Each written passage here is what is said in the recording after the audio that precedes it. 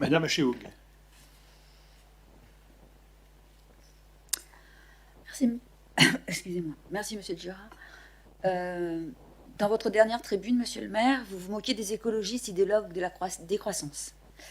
Et votre campagne, suivie de la présentation de votre politique environnementale du mois de septembre, ont beaucoup promis. Vos déclarations d'intention qui ouvrent ce rapport nous semblent en décalage avec son contenu.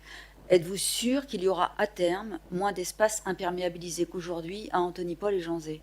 Si les aménagements ressemblent à ceux de la place du marché, vous nous permettrez d'en douter de matière tout à fait factuelle. Aucun arbre. Et savez-vous que déjà, elle a la réputation d'être particulièrement glissante par temps humide. Que deviennent les cours Oasis, par exemple? On en a déjà parlé. Il était prévu de les installer dans toutes les écoles sur la mandature. Est-ce que vous envisagez aujourd'hui? C'est uniquement Pasquier. Et ce ne sera que de la végétalisation. Le développement durable, ce n'est pas que de l'affichage, c'est l'affaire de tous. Et je prononce ces mots à dessein pour informer ceux qui l'ignorent que l'État a été jugé responsable de manquements dans la lutte contre le réchauffement climatique par la justice administrative, une décision historique pour les ONG qui attaquaient la France pour son inaction et soutenue par une pétition de plus de 2,3 millions de personnes. En l'occurrence, l'affaire de tous, ce n'est pas un budget participatif, c'est un véritable investissement, je sais que vous aimez le mot, de ressources municipales dans ce sens. C'est une vraie politique de circulation douce qui n'attend pas un virus pour se mettre en place.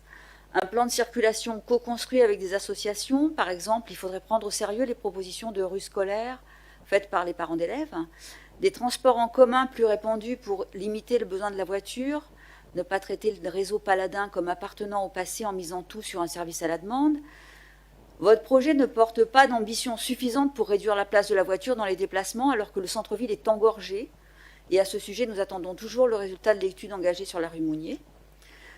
Pourquoi ne pas étudier la possibilité, par exemple, d'une navette bus le dimanche à destination des différents quartiers pour fluidifier la circulation autour du marché? De nombreux déplacements sont ceux des salariés qui vivent et travaillent en dehors d'Antony. Il faut donc porter une attention forte au développement des transports collectifs dans le cadre de la restructuration des transports par le territoire et notamment de la desserte du RER B.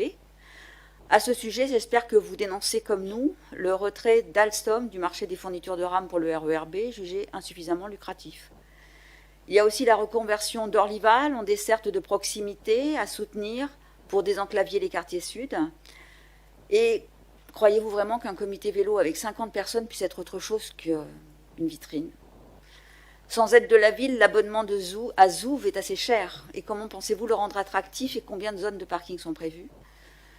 Vous avez de grandes ambitions, mais beaucoup de mesures que vous nous proposez ne sont pas réellement financées et vous comptez surtout sur les dispositifs nationaux.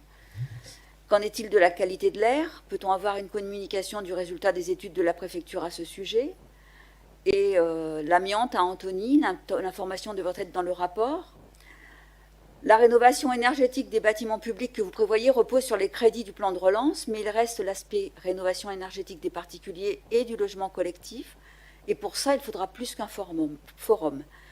Donnez-nous des indicateurs chiffrés, par exemple, de réduction des consommations énergétiques. Nous vous suggérons un service de conseil et un guichet unique rassemblés dans une maison de la transition énergétique. On l'a défendu dans notre programme. Et surtout, ce rapport ne respecte pas ce qui est prévu dans la loi. Ce n'est pas un bilan, c'est un programme électoral.